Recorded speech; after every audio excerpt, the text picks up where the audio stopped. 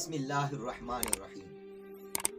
اللہ جو کرتا ہے بہتر کرتا ہے، یہ بات بالکل 100% صحیح ہے۔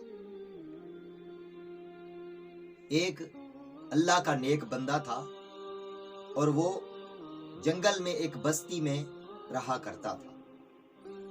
اس کے پاس ایک مرغا بھی تھا، ایک گدھا بھی تھا اور ایک کتا بھی تھا۔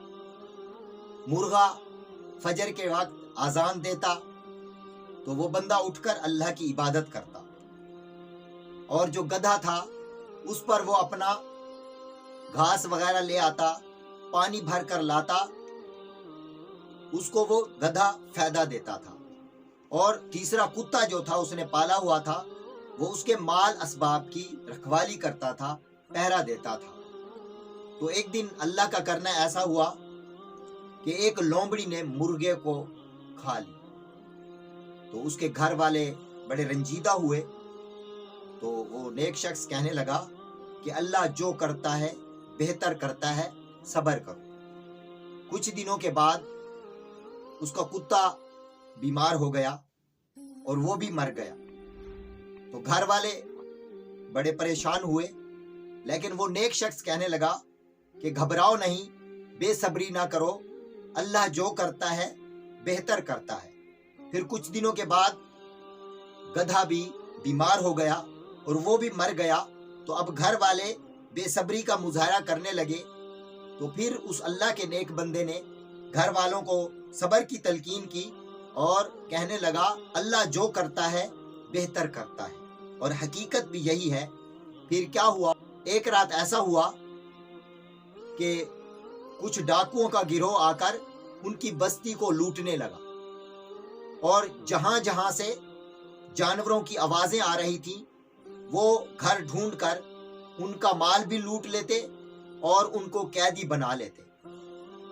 تو اسی طرح پوری بستی کے لوگوں کا مال بھی انہوں نے لوٹ لیا اور ان کے مردوں کو قیدی بنا کر لے گئے۔ لیکن یہ جو اللہ کا نیک بندہ تھا، اس کے گھر میں نہ کوئی جانور تھا، نہ کوئی پرندہ تھا کہ وہ بولتا، ان کو پتہ چلتا۔ اس وجہ سے وہ بچ گیا، اس کا گھر بھی بچ گیا، اس کا مال بھی بچ گیا، اور اس کے گھر والے بھی ان ڈاکوؤں سے محفوظ رہے۔ اور حقیقت یہی ہے، اللہ جو کرتا ہے بہتر کرتا ہے۔ ہمیں بھی اللہ پر یقین رکھنا چاہیے۔ اگر کوئی مصیبت پہنچے، اگر کوئی مشکل وقت آئے، تو پھر ہمیں صبر کرنا چاہیے اور یہ یقین رکھنا چاہیے کہ اللہ جو کرتا ہے بہتر کرتا ہے۔ بعض اوقات ہم رب کی بارگاہ میں بہت کچھ مانگتے ہیں، لیکن وہ ہمارے لیے بہتر نہیں ہوتا، کیونکہ ہم نہیں جانتے نا کہ ہمارے لیے کون سی چیز بہتر ہے اور کون سی چیز گھاٹے میں ڈال دے گی۔ مثال کے طور پہ ہم دعا مانگتے ہیں، اے اللہ کریم ہمیں دولت عطا کر۔ اگر کسی کا 10 کروڑ کا پرائز بانڈ نکالا ہے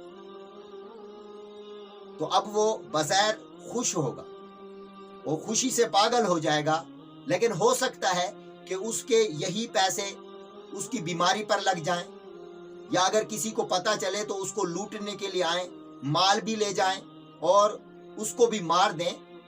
تو یہ تو اللہ ہی بہتر جانتا ہے نا۔ تو اسی لیے رب کی رضا پر راضی رہنا چاہیے۔ جتنا اللہ نے دیا، جتنا کچھ دیا، اس پر راضی رہنا چاہیے، اور یہ یقین کامل رکھنا چاہیے کہ اللہ جو کرتا ہے